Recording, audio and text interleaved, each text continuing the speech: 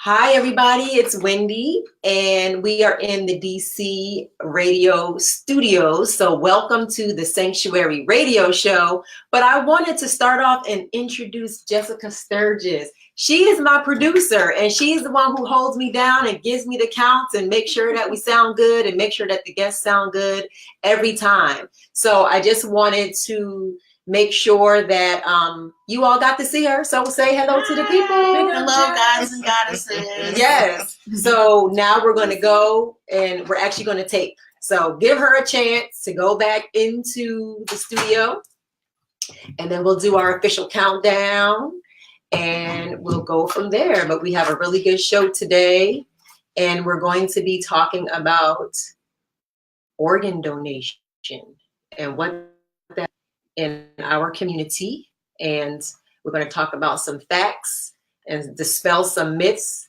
and just get more information. So let's get ready to do a countdown. So this is the behind the scenes thing. So you got to just give us a little grace and a little chance to get ourselves together here. Okay. All right. What is that? So we hear a background noise. So let me. Oh, it's my computer. Hold on. See? We got to put it on mute. Right? Am I putting this on mute, my brother, right? Right. Okay. We have another gentleman here who was kind of like helping us. That's Monique's phone. Is it? Mm-hmm. Just put it on mute. Just have it shared. And then you can just turn it off. Okay. I mean, you can just click it on the way for no sound. Okay. So what we're doing and what you're catching us doing here is we are trying to share to our pages, to our respective pages, and you know, it's a little loud in the background. We're just learning this technology, so bear with us. Okay. Hi, welcome to the Sanctuary. This is Wendy Cherry, and you are, do it again. See, I don't have my paper up. Now, you would think I would know this, right? I do it all the time, but I do need my little paper. So sorry, Jessica, we'll do it again.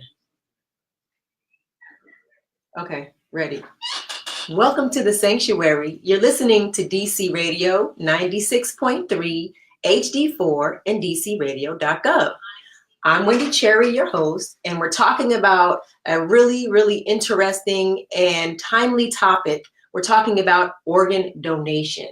And I have two awesome guests here with me to talk about their experiences and their journey with organ donation. So first, my guest is back. This is my mentor. This is my big sissy. Her name is Dr. Vicki Johnson, and she's one of the people who changed my life.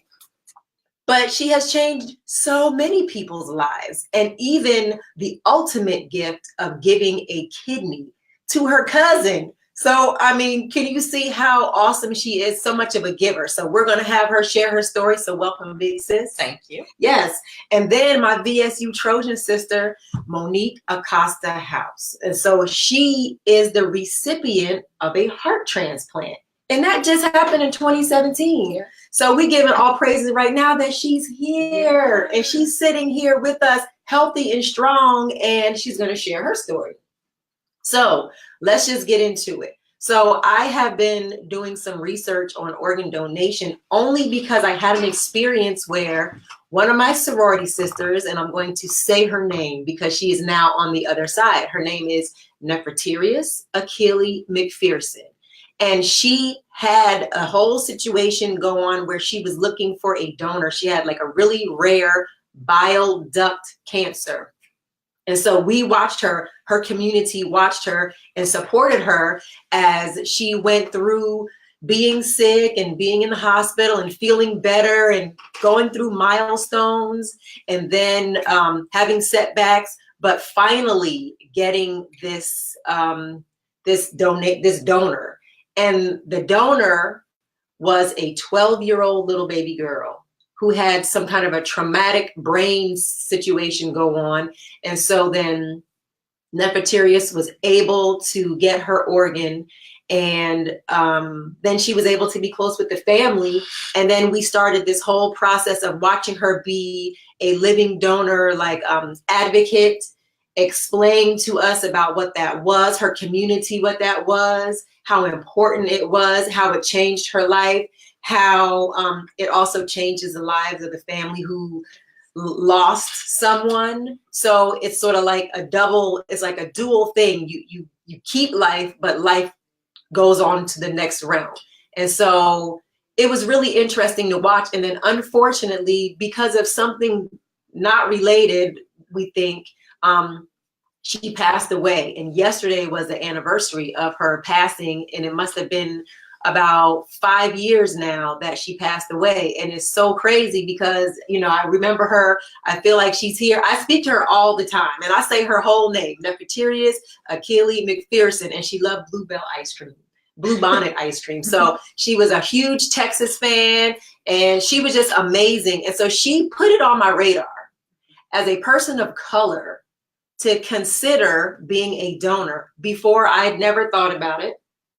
Didn't know anybody who was really a donor. I did know Vicky, but I didn't know the whole story. I think when I met Vicky, the first day that I met Dr. Vicky, I was at a dinner and she was just talking about all these things she was preparing for giving her organ to her cousin. And I was like, who does that? And I was like, who is this lady? Because like I guess she told me 3 amazing things that changed my life. That was one of the things that piqued my interest about her. Like she had her own child. She had her own life. She had all these things and she'd be willing to put herself, what I would feel like would be at risk because it's an elective surgery on her part to do this for her cousin. And so that's how I got to know a little bit about it. So I wanted to hear from you all.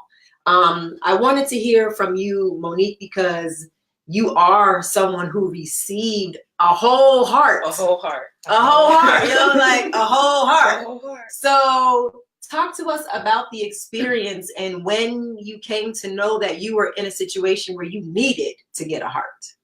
Yeah, well, I've been a heart patient for 20 years. I was diagnosed at VSU. Okay. And even at that point, because how critical my condition was, they had said my ejection fraction, that's how well your heart beats. So your heart squeezes like this. Yeah. And so my heart was squeezing very without any pressure. Okay. And so I was very weak. I was so very you needed fatigued. the pressure. I need the pressure. Okay. And so yeah, even at that point, my ejection fraction was like 10-15%. And they had mentioned the word transplant at 22. So I was diagnosed 23 years ago, February 28th. I just had my anniversary of. So you were a young woman. What kind of emotion did that bring to you? Because I know what it would have brought to me. You know, so I have to attribute a lot to how I was brought up with my family. Okay. My dad's a retired full-bird colonel, and he grew up in poverty, and he's just a hard worker. Mm-hmm. So it was just like, well, this is an obstacle. How do I get past this? Okay. And I learned very early to partner with my physicians, and I think that was a gift, learning to partner with the medical community because I didn't have anyone else to help me navigate. Right. You know, my tribe at that time. You know, I was in college. Yeah, we young. You know, I know what we were doing. right. They can help me party, but you know, we did have intellectual conversations. But having a health crisis at that age. But fast forward, you know, to 2016, I had a different outlook. Okay. When they said, you know, Monique, it's time for a transplant. I was actually in denial. Okay. Yeah, I was like, oh, well, you know, I believe in miracles, and I'm just gonna wait here for my miracle. Okay. And my miracle actually came through the transplant. Okay. Right. And so emotionally, it was tough. It was because I felt bad. You know, living with a hidden illness, if you will. I look just like I do now, maybe a little better. No, but you know, inside I was dying. It's a very odd feeling to feel like slipping away. Wow. Okay. Okay. And I could feel day by day becoming weaker and weaker and weaker. And I'm thinking to myself, something has to change. Right. I never felt like I was going to die. Right. Ever. Okay. Ever. I just knew that, I needed something to intervene. And I think that's half the battle. I think that when you did not ever think you were going to die, because I know for a fact that how we process things changes everything. Thinking, It feeling, changes the action. cells in our body. If we have does. positive thoughts in our body, in our mind, and that transfers to our body, and then that helps our cells or it hurts our cells. And it doesn't. I had to shed a lot of things. Mm-hmm. Things, people, in order to process through. Right. Okay. So let's talk about what, like when they say you're on the list, I hear it's hard to get on a list. Yes, it wasn't it was, you need to be on the list. Okay. And all so when people say, and it's anecdotal, but it's also true. We hear people like Dick Cheney, who's had 2 heart transplants. Yeah. Like, how does that happen? Can you buy a transplant? People ask me that. Well, can you? Well, not in 2019, you can't. But you Okay. could have. You probably could have before. Yeah. Resources, having the resources and the connections. Oh, absolutely. Back in the 80s, people used to come from the Middle East. Arabians. I don't know what do you call them? People who live in that just Middle Eastern. Yeah. And they would come and they would have need for their relative. Oh, wow. In cash. Right. I bet. Okay. Yeah. And so that also, when people have things that are urban myths, there's always something. There's always some truth to it. And how that gets displaced throughout the conversation. Okay. So I think when I hear people say, oh, you can just, jump the list. Well, for me, no, I couldn't even have a cavity. Oh, wow. I had to get a crown replaced, and I kind of just, I drug my feet on it. I was like, well, this is the last thing I have to do. Get a flu shot. I wasn't crazy about that. Oh, right. So we can talk about that too, but had to get, and I just didn't. And they called me. They were like, you can't get put into active status until you get this tooth fixed. Oh, wow. So you're on a list, but you have to meet all this criteria to get on the list. You have to be. You have to be relatively. Your other organs need to be able to sustain. Right. A heart. Because they're thinking, if you're not healthy, why are we going to give you this? It's sort of like putting. It's a gift. Yeah. Yeah. It's sort of like putting a beautiful red apple in a basket of rotten fruit. Like, exactly. What's the point? Okay. And I had to sign a contract indicating I would live a healthy lifestyle. I had to have my caregiver say that they would support me with my medication. It was quite involved. Okay.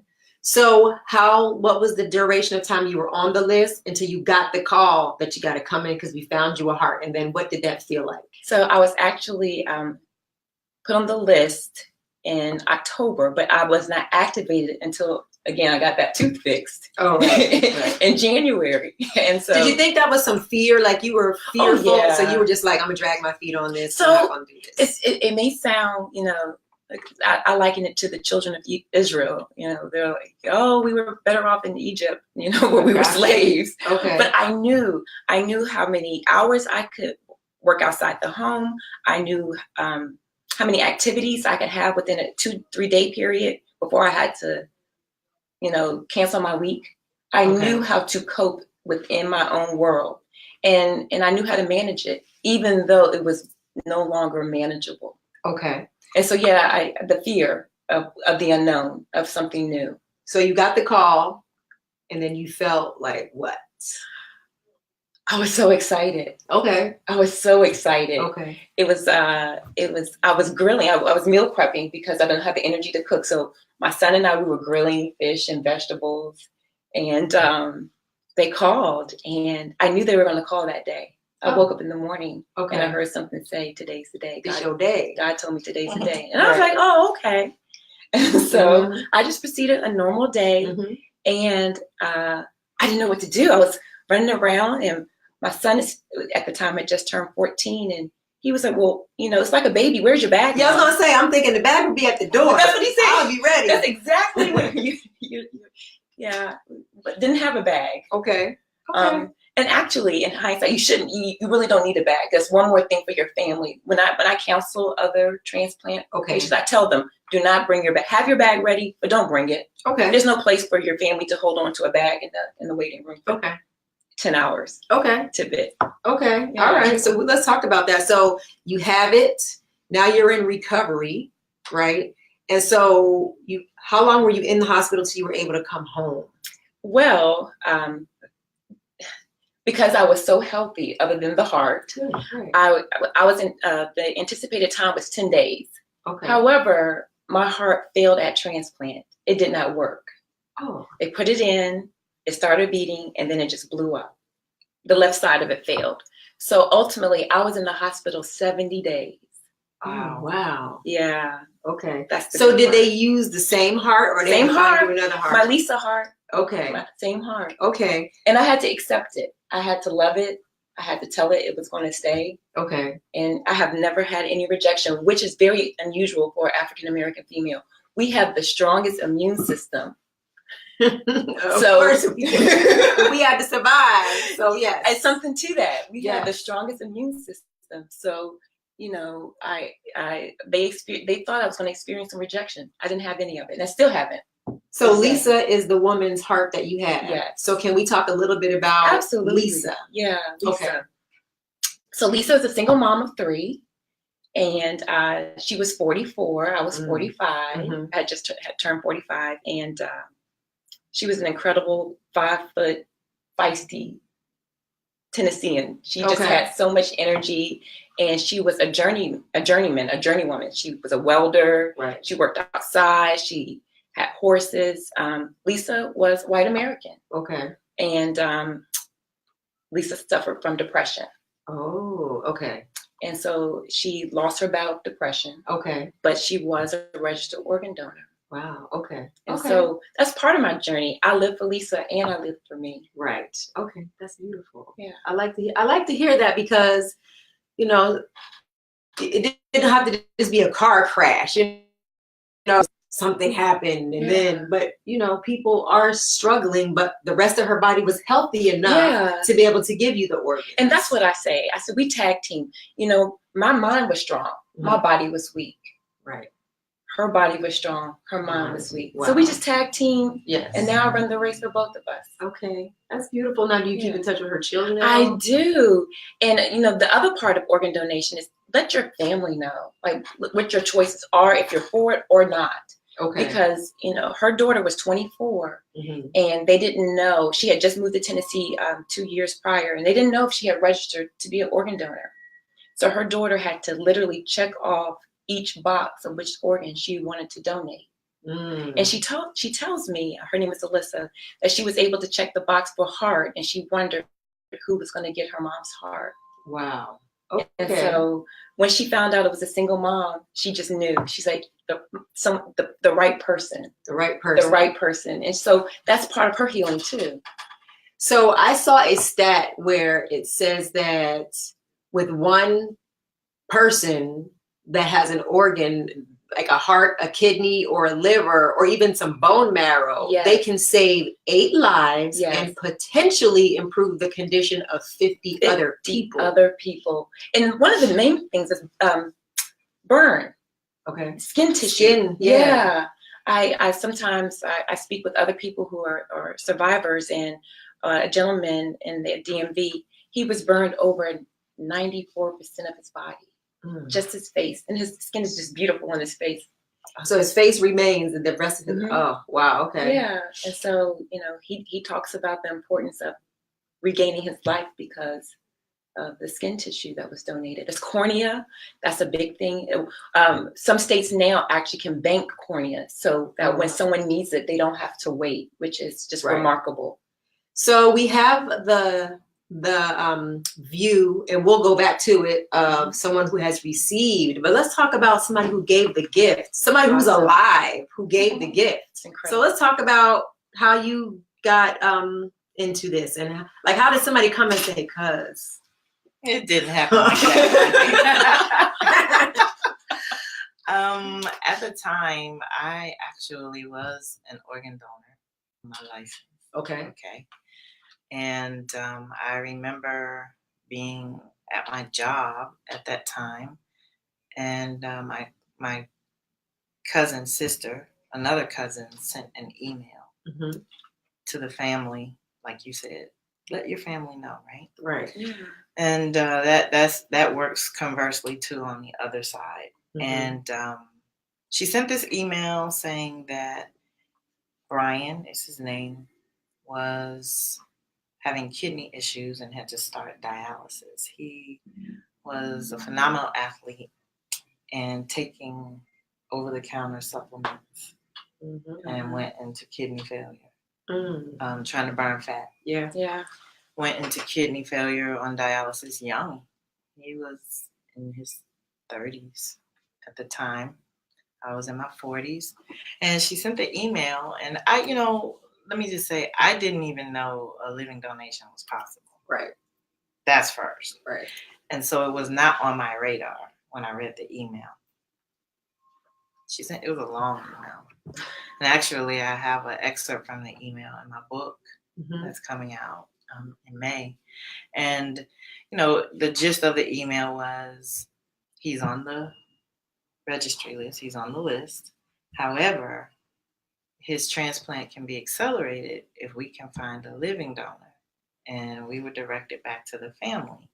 He's O positive, and so if anybody in the family is willing to be tested, let me know. Now, that's a big thing because we are 2 of about 42 first cousins.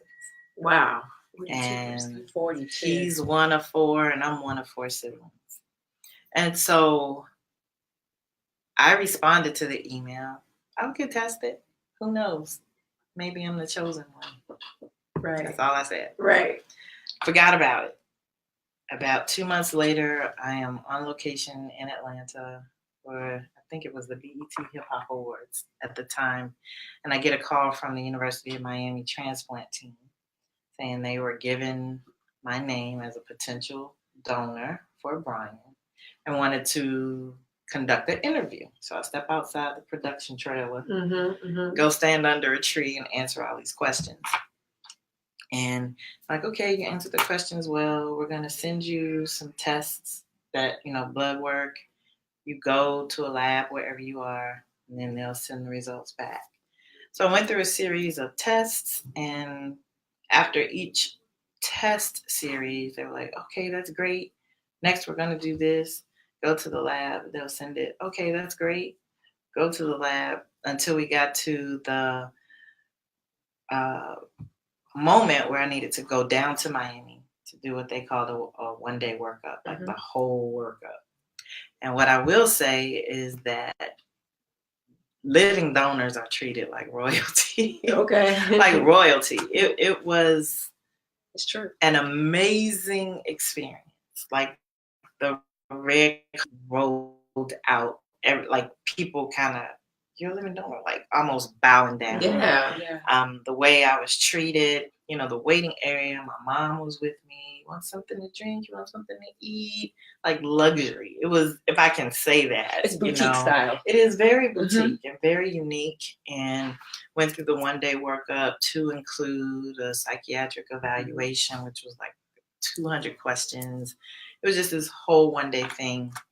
Past that, the next step was to schedule the surgery. I go down. Before the surgery, we had to do a tissue type match one more time. And I'm at home. My cousin calls. I'm at my mom's house in Florida. And he calls and says, are you sitting down? I'm here with my surgeon. He told me to call you. I said, what's wrong? He said, you are the closest thing to an identical twin. Wow. That I have. He said, I could not have found a better donor. You are a 5 out of 6 gene type match. The only difference is you're female and I'm male. Wow. And in that moment, I was like, well, I guess I was the chosen one. Right. But let me back up for a minute. I wanted to back up. When I was going through all of the tests and they said, okay, Vicki, we want you to come down to Miami. We're going to do this whole workup for you. There was this moment. I was like, wait a minute, God, I didn't mean it. Yeah, right. I was going to say, yeah. Were you just like, I was like, where's the Girl, I was like, the oh no wait, moment? what? Wait a minute. I didn't mean it. I was just encouraging him, hoping, believing that he was going to come up on the list, right? And I started asking all these questions to God, like, what if my daughter needs a kidney? Right. What if my mom or my dad or one of my siblings? Like, I only get one to give. Right. I really had that moment, and I heard God so clearly say, I'm the same God that touched you for him. I'm the same God that's going to be there if you ever need anything. And that just gave me peace. I was like, well, okay then. I guess I was born for this moment. Let's do it. Wow. And That's incredible. went down to Miami, got that call. The next day was the surgery. And so that night we stayed again. It was a journey and a beautiful journey. We stayed at the Marriott Key Biscayne on Miami Beach. And when we checked in, like along the way, so many times there were just signs and moments that this is the right thing. This is the right thing. Right. This is the right Confirmation. thing. You're doing the right thing. We checked into the hotel, told them what we were doing. They upgraded us. Mm-hmm. Gave us ocean view, high floor. I was like, I'm looking at this thing. Don't mind if I do. And in the room though that night, I had another moment, and it hit me. I could go in here tomorrow and not wake up. Like I had that moment. Right. The human, it's human. And I just stared, looking out at the ocean. And then this peace just came over me, and I said, you know what? If I go in here tomorrow and wake up in heaven, I'm okay with that. I've had a great life. I've had a phenomenal life. Right. I'm really okay with this choice. Went to bed, got up, like you said, with nothing. Right. Took a shower with some solutions they gave me. Yeah. Went to the hospital. Got there really early in the morning. Girl, I was the first one they called to go back for surgery that day. I was like, God, you could have given me a few more moments, right? My mom's not here yet. I was the first one they called back. And again, they're prepping me for surgery in the back. My mom does get to come back and, see me before I go into surgery. And then the priest, the chaplain for the hospital, the chaplain walks through and just kind of prays with all of the surgical patients in the morning, all surgical patients. Wow. Got to me and said, so you're donating a kidney? Wow. And he started crying. Oh. And he said, I'm going to say an extra prayer for you today because you are an angel. Like, that's rare, Vicki. Right. I was like, well, thank you. Mm-hmm. I'll take that extra prayer. Yeah, 0.03%. Yeah, did the surgery, came out. I do remember being shaken awake in recovery just to make sure I woke up. And I remember seeing my mom's face, and I went back to sleep.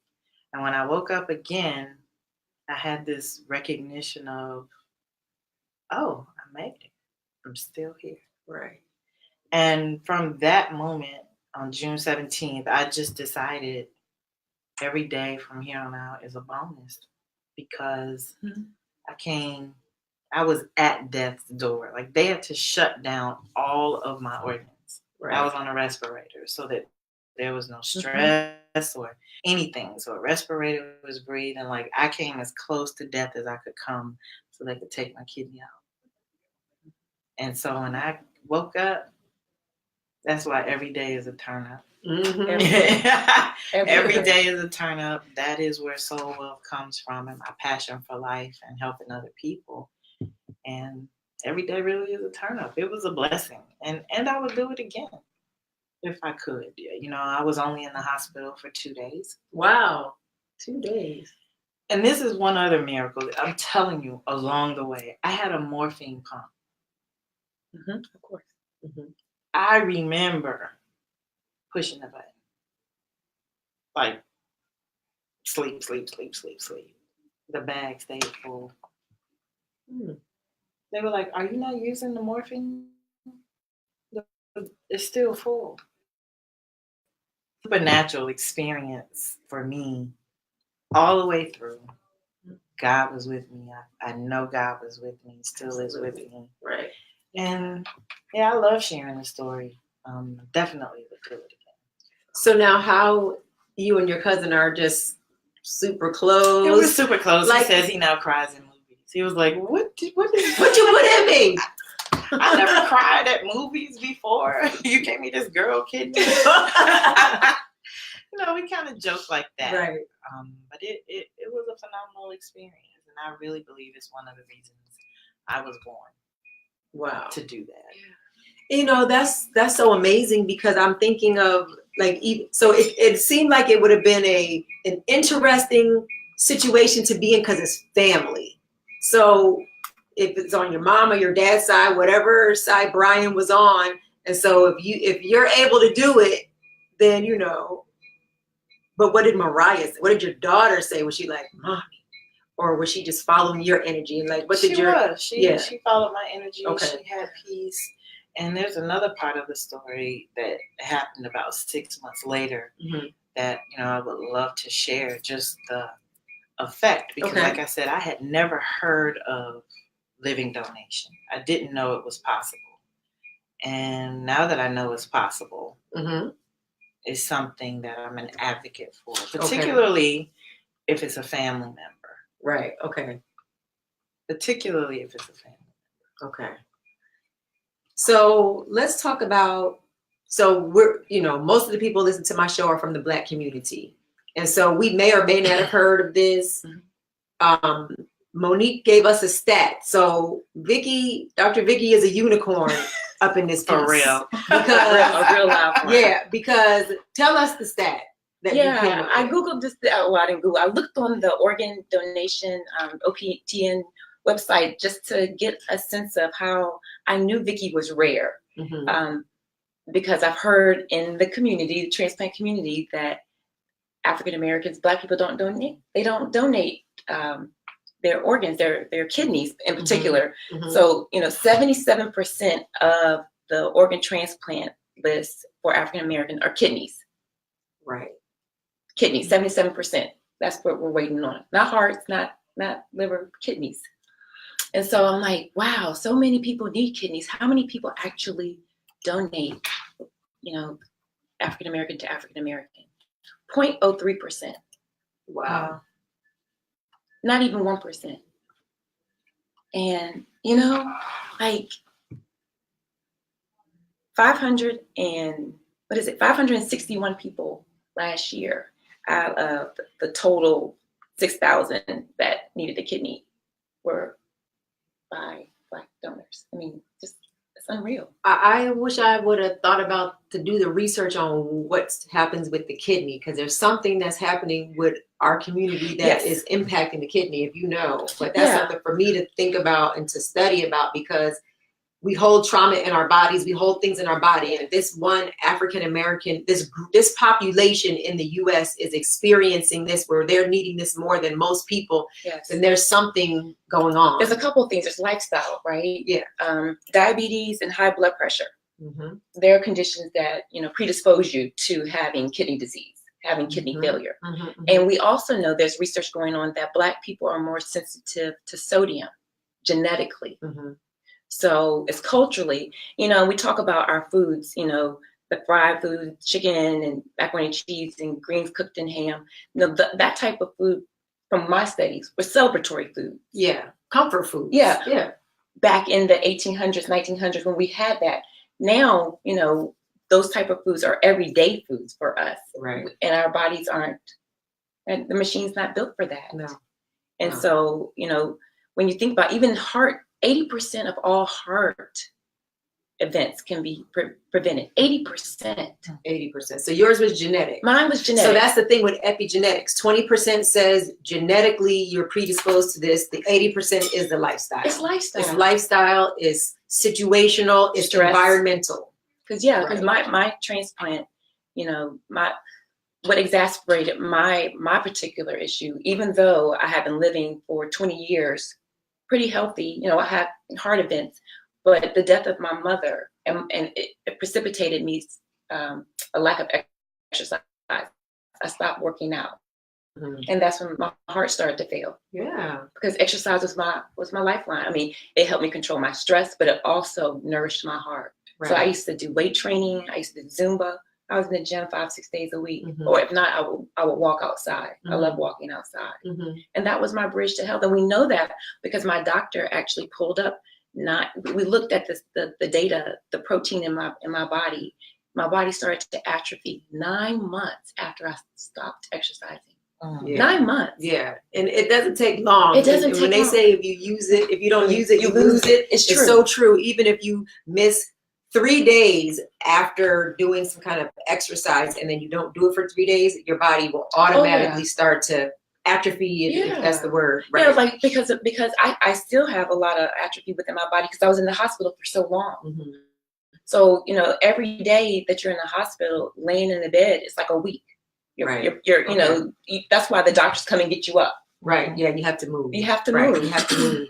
So let's read some more of the stats that you have, because I know in some in certain intersections of the African American community, there is a fear of dealing with donor, you know, being an organ donor. You're able to put, in most states, I would assume, I know in Virginia definitely, where you can put, if you want to be an organ donor, on your license. But I know a lot of people I've heard say, well, if I'm in the hospital and something's happened, they're going to let me die because I'm Black, you know, and it's 100% clear, true, documented that Black people and Black women also don't fare as well inside of the traditional Western healthcare system. Absolutely. And that's because they don't listen to us. They don't think we know what we're talking about. And then also we have been, culturally, we've been taught to give our power to the doctors. Yes. Because they know, white man knows, because usually they're white doctors that we have gone to. He knows better than me what my body is saying. So I'm taught not to trust my intuition, and I'm taught not to trust what the signals that my body is giving me. So let's talk about also, because you told me this, you're a patient advocate and you teach people how to advocate for themselves within this healthcare system, because I do the same thing. Because I think it's super important, and it's only because I had to learn to do it because I was experiencing a health situation and nobody believed me. Nobody believed me. And then also the statistics are that the situation that I was in, only 2% of women in Canada and the United States experience it. And that's because they were polling white ladies. They weren't polling people that look like me. So then here I am, the unicorn in this. And I'm like, I feel XYZ. And they're like, you'll be okay, just do this. Right. So what do you tell people in general about how to advocate for themselves when they're having to have surgery? Because that's major. It's major. Well, I also want to speak to, you know, historically, you know, organ donation is very altruistic, right? Okay. And so we have not, as a people group, have fared well from the medical community. Right. We think about things like the Tuskegee experiment, Mm-hmm. and people, you know, have a plethora of stories. Well, my uncle did this, or, you know, he had a stroke and no one got to him in time, and he was mistreated. So we know those stories to be true. Right. They're not anecdotal. Right. So within that vein, I learned early to advocate for myself and to speak up and not to be afraid. And I don't know how, you know, maybe it was just divine, But I learned the more I asserted myself, the more I was heard. Like the squeaky wheel gets the oil. It was, and I just smile because I smile and I'm happy. Mm-hmm. But, I am a force. And so from my hospital bed, I directed my own health care. I made sure I had a notebook for my caregivers. I really believe in my tribe. The cohesive team of having a team of caregivers. So one, you don't have burnout, but two, that we have enough eyes that people know what to expect from you and your caregiver team. And you have to be willing to ask questions. And I think a lot of times we're in shock, we're in trauma, we get a diagnosis, we just want to cope. So if you have someone, you take someone to the doctor with you, you take someone with you to your surgery, you have an advocate to say, hey, this is plan A. If plan A doesn't work, what does plan B look like? If plan B doesn't fare, what does plan C look like? Okay, now what are the why do you pick this as plan A? Have that dialogue and don't be in a rush. Right. Don't feel rushed by your physicians. Don't. And I think that's hard because, they lay out the plan, you're trying to comprehend, and you may not even have the questions ready. And then you're in such fear that you feel like I better do it right now. Right. And just go into it. Take the moment even before you go into it. And I always try to find center, wherever center is. Sometimes it's music, sometimes it's a prayer, sometimes it's just diaphragm breathing. Getting my center before I go in to say, this is an important meeting because it's about me. It's about my health. And owning it and championing it and feeling good about it. I think attitude, like you say, I know attitude has been a huge part of how I've been successful in partnering with my physicians. And they don't always like my questions, but they respect me. I don't always like their answers, but I respect them. And it's okay to change doctors, right? Yeah. If you don't feel that synergy. Yes. Because I've done that. I have gone to a physician. I don't like her. I'm not coming back. Unapologetically. I don't like him. I'm not coming back. They rushed through my appointment, and or the staff. Yes. Because the staff system, the support system, the nurse practitioners, the medical assistant, they are just as good. The doctor may be great, but if you can't get to the doctor, if you're leaving messages on that line and they're not returning your call, then that's part of the whole experience. And so taking ownership, personal responsibility in our wellness and well-being.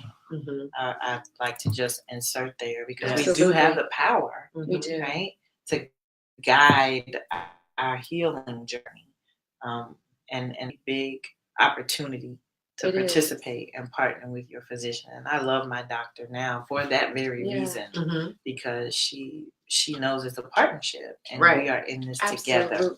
Right. And she listens. And that's, I was going to say, I bet she listens. And for me, my journey began because I was always the caregiver. Okay. And so I think that prepped me. Because I was going to ask, how'd you know to have the notebook on the side? Yeah, I was always the person, who I have older family members. And so I was always the person, just by default, Monique, do you have time? Because I'm that person. I love to give. I love to give my time. And my family is very paramount to me. So, I have these older family members, and I just started to notice how to navigate the physicians and their relationship and just watching. And so scribing, taking the notes, being able to have the dialogue behind it. Now, my best friend actually was my major experience. She passed from cancer 7 years ago, February. And so I had the pleasure of accompanying her to all of her breast cancer appointments. And that's where I really learned, because she was brilliant. She was smart. She was processing, but then she wasn't. Right. And I was looking at her, looked at her doctors, and I could just read her body language. And I said, okay, I need to be able to take copious notes so we can have that conversation, so she can make an informed and educated decision, because she definitely wanted to control, but she's human. Yeah, and there's a lot of stuff that they throw at you, and it's your body, and you're thinking of so many different things. There's a lot of fear, there's a lot of question, the what ifs. So it's great to have somebody. I went to the doctor with a loved one for the first time maybe a few years ago. The same doctor they had been going to for 20 years, right? And, you know, I didn't even have the training that I have now, but my gut was saying something ain't right. And why are you telling her this? So I was asking questions, and I know that she was annoyed with me because I feel like I didn't go in with an ego or attitude. I just went in wanting to really understand. I felt like this person didn't have a good handle. The doctor didn't have a good handle on maybe the genesis of some of this dis-ease in my loved one's body. And so I just started asking basic questions. The first thing that they said was that they wanted to increase blood pressure medicine. And I was like, that's not where we would start. You know, I was just like, have you ever asked them where the stress comes from? And they hadn't. So we were having this conversation. So now I'm getting a little annoyed, you know, and then I'm trying not to like embarrass my loved one over here, but I'm still trying to be like, listen, man. So at some point, he leans all the way back in his chair. He looks over his glasses and he told my loved one, you know, you have a smart one here, right? And that made me angrier because I'm like, why did I have to come in to ask you basic questions about this situation? Right. And like you, I grew up with my grandmother, my grandfather, my aunt, my uncle. They were like the 4 Bopsy twins. And I was at doctor's appointments dang near every day with them, cataracts, and go to the doctor to do these things. And every single thing the doctor said is what they did. Every single thing. Yeah. And I just remember, you know, I didn't have a frame of reference for none of this. I was little. But now that I'm here and now I remember that's how they were raised. It's not a good or a bad thing. It's just what it was. And so now in 2019, we can do differently. They did what they needed to do to survive. We can educate ourselves and assert ourselves much differently than they did. And we should, because it is proven that we don't fare well in some of these systems because it's not designed for us to fare well.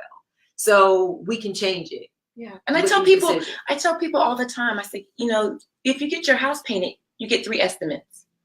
But you just take the word, any contractor, but you're just going to take the word of the doctor is a contractor. I tell everybody that. The grocery store, everybody works for you. And we're not usually taught that, but they work for you. And that's what they're your vendor. Yeah. You pay them. And so if you don't like the service, it's okay to roll and go to somebody else. Ask your friends, ask the people who you trust, where do they go? And if that doesn't feel right to you, then you go to the next person. So same with me. I went to a doctor for 15 years. Then I was introduced to another doctor. She asked me more questions in 1 hour than this lady asked me in 15 years. Wow. And so then that was what it was. But now I'm going to a new doctor, because they are asking me even more questions than this. So it's like an evolution because I want to dig deeper. I want to know more. And we're allowed to do that because it's our bodies and we are preserving ourselves. Yeah. We're not just taking care of ourselves. We are preserving our bodies. And I think the medical system, you know, they're set up for their 5 to 7 minutes. You know, in the hospital, I had 5 different teams. I had the cardiologist, the cardiac surgeon team. I had hematology, I had infectious disease, and I had nephrology. And at any given point, based upon what was going on with my system, with my body, a different doctor would take the lead. And then, you know, the doctors change weekly. So we're waiting to hear back from infectious disease what to do with your kidneys. You know, so when I had a captive audience, I never let them leave. I said, oh, well, we need to go and look in the hospital, look in the notes and see what this. No. He left this note on my whiteboard for you. Or, sis, what did he say? Right. And my sister would be up. He said blah blah blah. Oh, okay. Right. Because once they had that 5 to 7 minutes, you think they step out the door, they're going to come back and have the same intent or the same concern? It's not designed that way. It's not the fault of the physician. It's not their fault. It's just how it's set up. It's just how it's set up. And there's so many sick people. And that was the other thing about the donor lists that African Americans would have to be on. Now, you don't need to have an African American to get a donation because your donor wasn't an African American person and neither was Nefertarius's. But we are less able to even get on the list if we felt comfortable enough to do it because of so many issues within our bodies. And that's a pretty good number. That's true. So on top of being afraid, not trusting the system, then when you do want to do it, you might not be able to because you got about 5 cavities and you're flat-footed or whatever it is. Because you know how you said you have to be pretty pristine. You have to be able to check the boxes to make sure that you're able to do it. Yeah. And we're finding that some of us are not able to. No, but I do want to have a word of encouragement that the numbers from 2015 to 2018, we used to comprise 13% of the donor population. We're up to 16% now. Okay. So, I mean, and that's even more than our people group because we make about 12.9, 13% of the population. Mm-hmm. So people are becoming more and more familiar with organ donation. They're becoming more open and it's touching their lives. And one of the things that's really remarkable when I share my heart transplant story, it's like 6 degrees. Someone said, oh, my cousin had a kidney, oh, my cousin's on dialysis, or my aunt, my uncle. Kidney disease affects so many people, and therefore, like I said, 77%. And I just looked at our community. 60% of the list of kidney of people waiting for a kidney transplant in DC are Black. 60%. Mm-hmm. You know, in Maryland, it's 53%, and in my home state of Virginia, it's 50%. Wow. Waiting. Right. Of all the kidney. And I just told you kidneys make up over, what is that? 70%, no, 60% of the donor list. Right. So there's just something that it would behoove our community to look at our lifestyle, because like you said, the kidney has a lot to do with lifestyle management or the lack thereof. But it's also stress. Stress is one of the number one killers. Stress, sugar. Those things, and those are the things that our community is inundated with a lot of times. Right. So we have 10 minutes.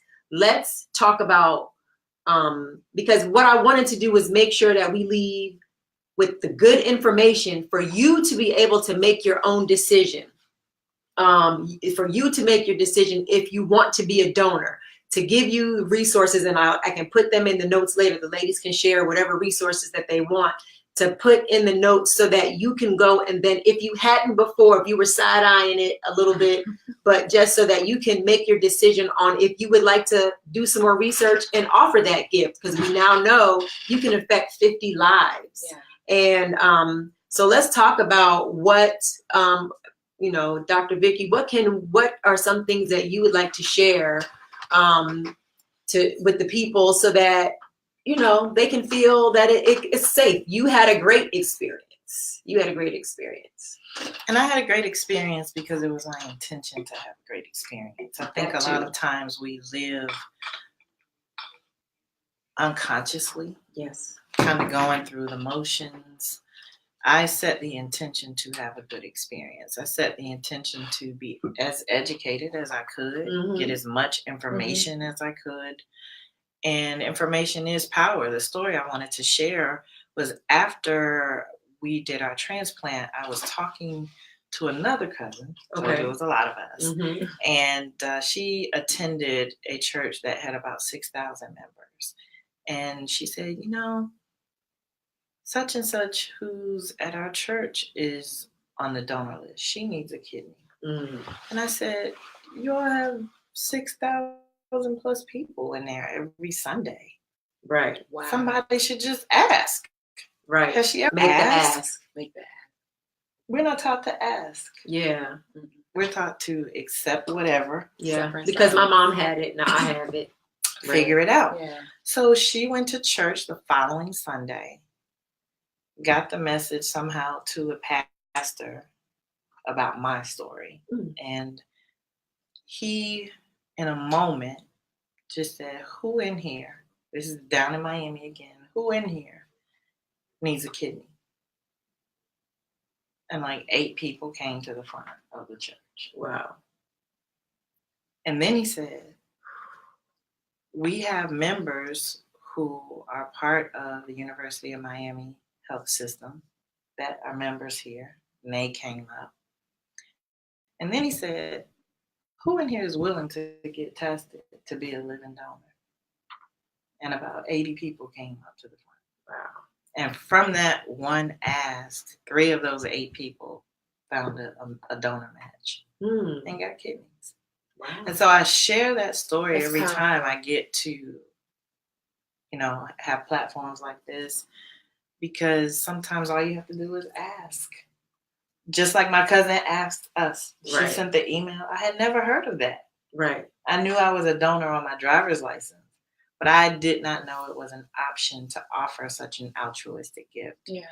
And the last thing I wanted to say is that my doctor, she was a mighty little Latina lady, a short lady. Mm-hmm.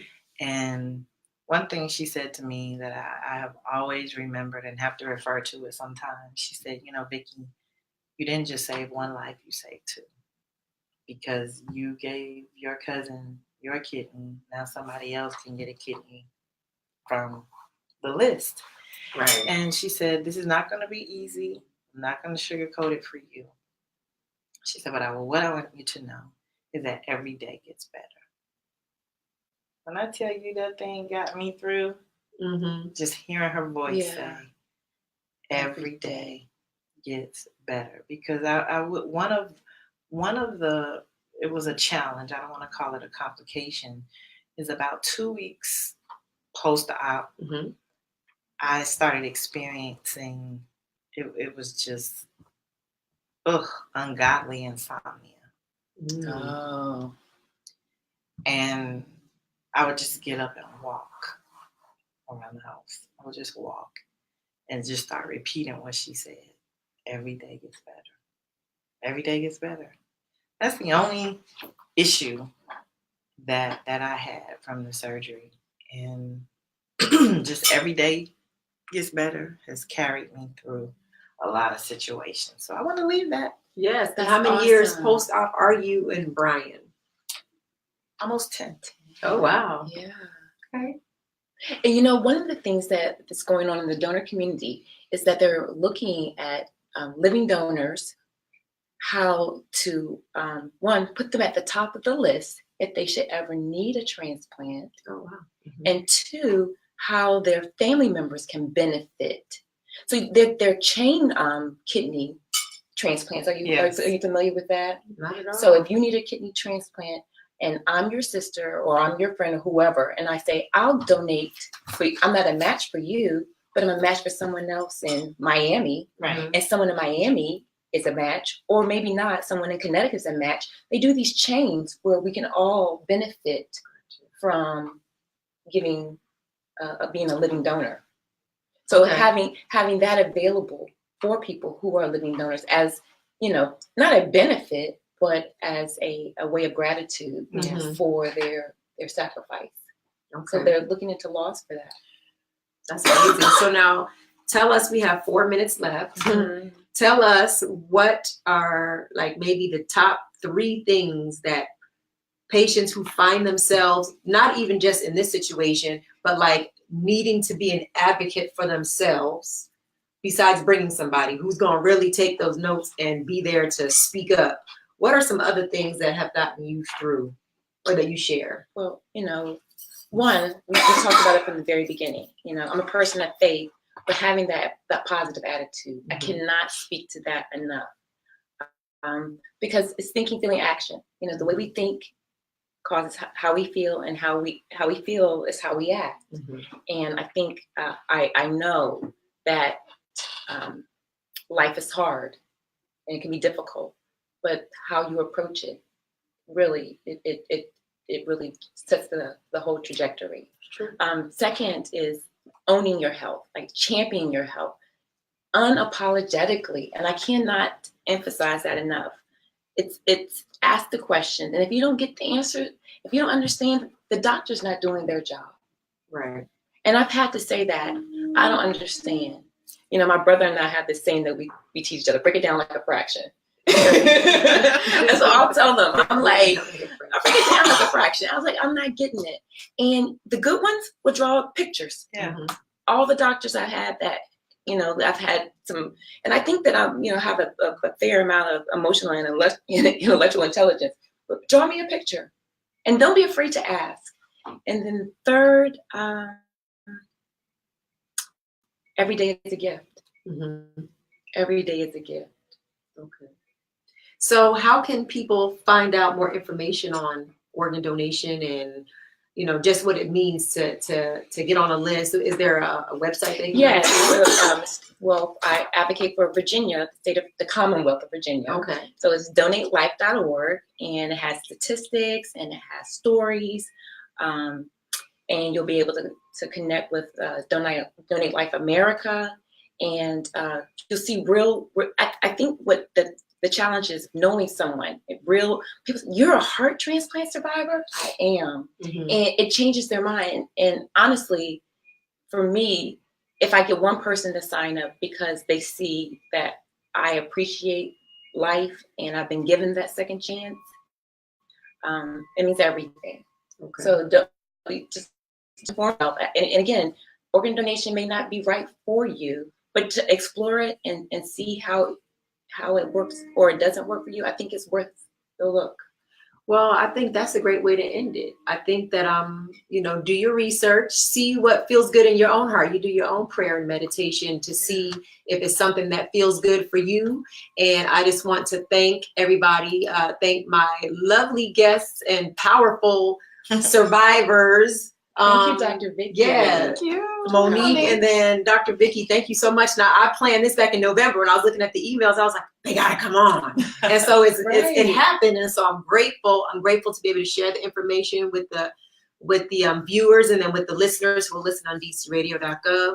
So again, the best of health and wellness and blessings to both of you. Thank you. And thank you again, and thank you for all being in the sanctuary. We'll see you next time. Peace. Thank you.